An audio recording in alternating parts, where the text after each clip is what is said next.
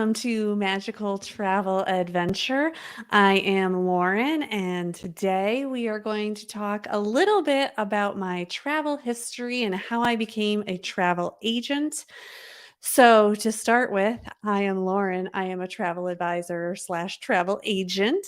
And if you need help booking your next Universal, Disney World, or cruise vacation, you can reach out to me.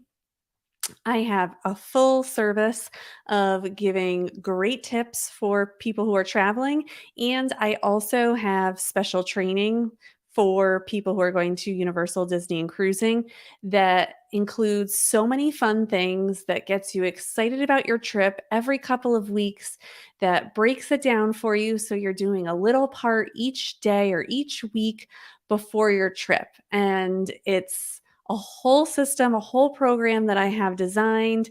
And I have so many clients that have reached out lately that said it was like so amazing. They didn't know that all travel agents don't do this. So if you're interested or want to see my stuff, I think maybe I'll do a quick video on that in the next couple of weeks so you can kind of see the types of stuff that you'll get. But today we're going to talk a little bit about my travel history and different things that might interest you about how I became a travel agent, because I get those questions a lot. So, one of the things that I want to talk about is, as a travel agent, like you are a person that loves to travel, and I have traveled my whole life. It has been a part of my upbringing, it has been a part of everything that I've ever done, and it's always been something that has interested me. So, starting off super young, I was flying back and forth to Florida all the time. My grandparents lived there part time. So, I always flew back from New England back and forth to there from a very early age. And my first trip to Disney World was when I was a few months old.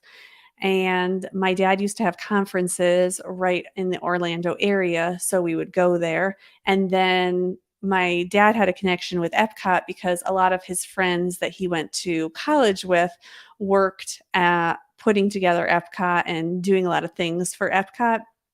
So Epcot was always the place to go. When we were younger, my dad always wanted to go there. He didn't care about the Magic Kingdom. He only cared about going to Epcot. And of course, we only cared about going to Magic Kingdom. But we would go there, and then we were also a big ski family. So we would go skiing in the winter, and then we would also go to Florida. And it was typically in the January, February, March, we would ski, and then April and in the summer, we would go down to Florida. So those were our like two major vacation spots that we would do each year. Now, on top of that, we started doing family cruises. And I don't mean just my family, I'm talking my extended family, like my entire extended family. And I've shown it, I don't have it right close to me right now. Oh, I do have it. Maybe I do. Yeah. I talk about one family trip where I'm only going to put this up for a second because who knows if my family wants it up there. But this is one of my family cruise trips that we took. It's one of our favorite ones that we talk about,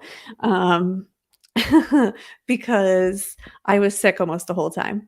I had super bad motion sickness almost the whole time since we had gotten on the boat. We had like, I think our calmest day was like 10-foot waves, 20-foot waves, and a bunch of places we couldn't even get to the dock because the waves were so large. And it wasn't like we were pulling up straight to a port. We had to take the little boats in. So we talk about that cruise all the time. And that was the one cruise I will say that the most of us were able to make it on. So it was the largest group we had been on. But as a family, as an extended family, my family, they're all sailors on my mom's side. So they grew up sailing. I have my cousins in the Coast Guard. And so they're all big sailors. So this was like their big thing was cruising. So my brother and I were the only two who never got into sailing. So cruising for us was like, eh. But the one thing that I always loved about cruising was like, oh my gosh, there was just food available. And my mom wasn't, don't wanna say my mom was not ever upset with us, but, she just seemed lighter on a cruise because she didn't have to worry about getting us food all the time. So I think that was very nice for her. She really, really liked that part of cruising, and it's something that now I love about cruising. So again, we did cruising, and also my mom and my dad used to cruise with like my aunts and uncles and my grandparents without us all the time. So I do remember being left behind many times as a kid also. So I do remember those parts too.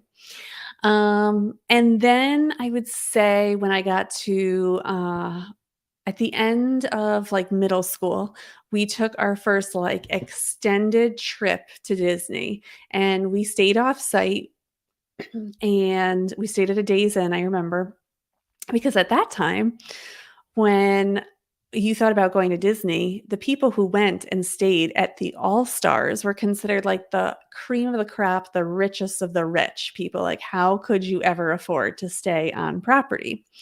Which is so funny to think about now, how things have changed, or maybe how differently people now spend their money.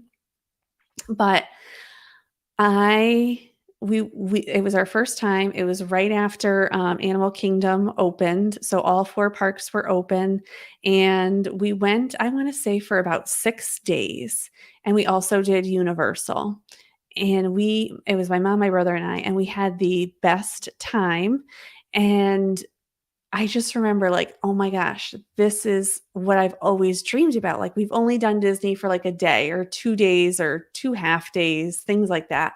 We have never done Disney multiple days in a row, and I was like, "This is so cool. I can't believe I get to do Disney multiple days in a row."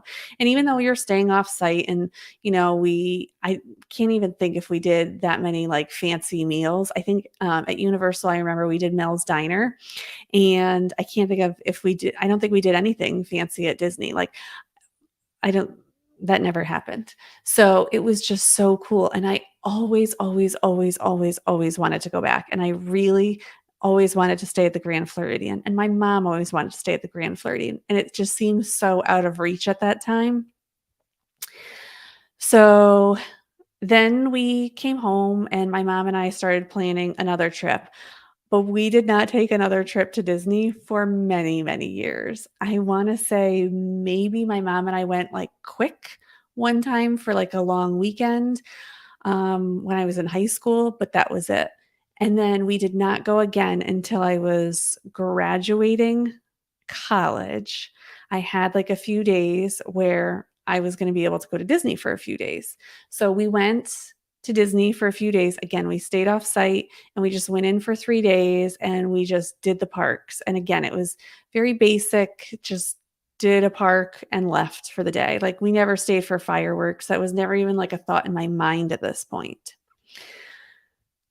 And in between this time when I was in college, I kinda got bit by the travel bug. I had a very odd major when I was in college. I think I was a tri major, but I only ended up with 2 majors in the end. Um, I was a Russian and Eastern European studies major, and I also, just by chance, became a history major, but I was also, a business ethics major, which I ended up just minoring in. And that's only important because I took a lot of business classes. Like, I know a lot about business, a lot about business ethics. That was very important to me when I was starting out. And that's what I always thought I was going to do. I did not think I was going to really be doing anything in the history field or anything like that, except that I loved it because I wanted to travel. And I ended up going to Russia when I was in college for about 2 weeks. And I did travel around, and it was the most amazing experience. And I also was taking Russian at the time, so I learned Russian. I didn't have a great grasp of Russian language, but I was able to get by, and I just got to see so much of Russia that you wouldn't see now these days. So it was definitely a great experience for me, and I'm very lucky that I got to do it. And from that, I was like, "Well, I need to keep traveling. Like, Disney cannot be my main focus anymore. Like, I need to learn how to travel other places because there's so many great places in the world, and I just need to see them all." So I kind of started a fund for myself, and I just knew every 2 years I was going to be going somewhere. It ended up kind of being like every year, but in my mind, I thought it was gonna be every other year. So, when I came home from Russia, then that's pretty much when my mom and I went to Disney that time that I just spoke about. I graduated and I was like, "Okay, so what am I gonna do?" I should mention that I did a lot of stuff with international students when I was in college, so I knew I was going to be visiting a bunch of those people, after I graduated. So the first year after I graduated, I didn't go anywhere 'cause I was saving up my money. And then I ended up going out to London and England, and I did, I was visiting friends, so I went to them and saw them in London, saw a big chunk of England and Wales, checked that off my box. Did that as a solo traveler. I say this because I did a lot of things as a solo traveler, as a family, as an extended family. Like, you think about how you've traveled, I've done it. Like, I've done all the different types of travel, traveled with kids, all that type of stuff. So I had no like qualms when I went to Russia, like I flew alone. Who cared? So when I went to England, I again traveled alone and it was great. Like I had an awesome time. I was able to do what I wanted to do, see what I wanted to see. I'm a big tennis person, so I got to see Wimbledon, even though it was in the middle. I don't know, it was maybe February or April. I can't remember which one of those 2 months. So it was super cold, but I got like an amazing tour of Wimbledon. It is I'm definitely going back there because that's one of the most amazing places, and I need to see tennis be played there. We were actually there when they were installing the roof on the main court, and we were the first people to actually see it open and close. They were testing it while we were there, so that was really cool. So then when I came home from that, I was like, well, I need to keep traveling. Like, where am I going to go next?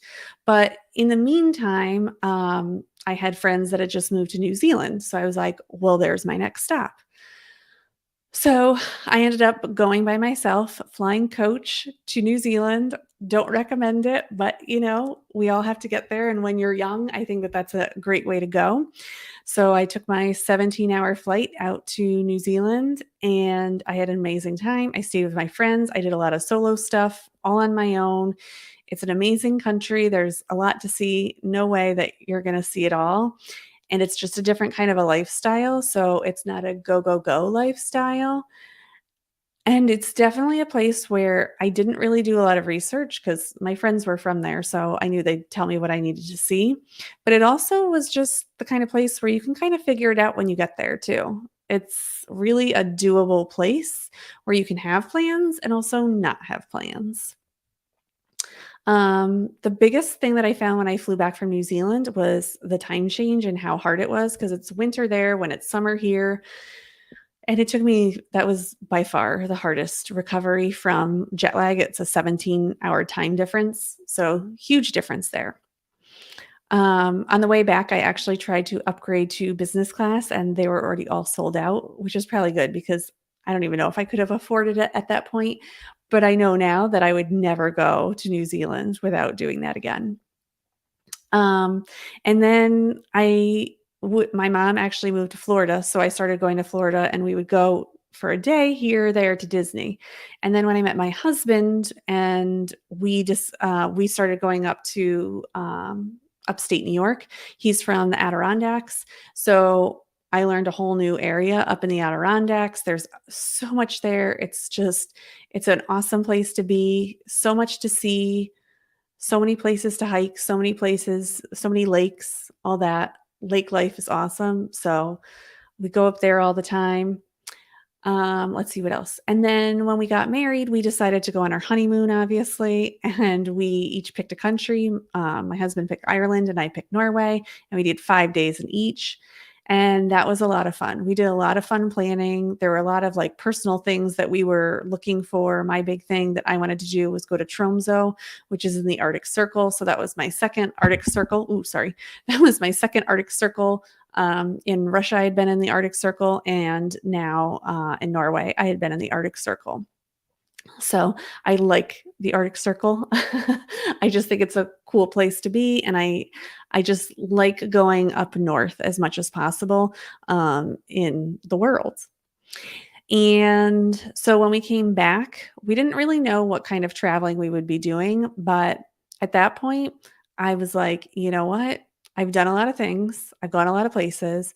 Now I want to see some places here in the United States. And since my mom was in Florida, I really wanted to explore Disney World and really see it. And so my mom and I decided that we would stay for a few days at the Grand Floridian.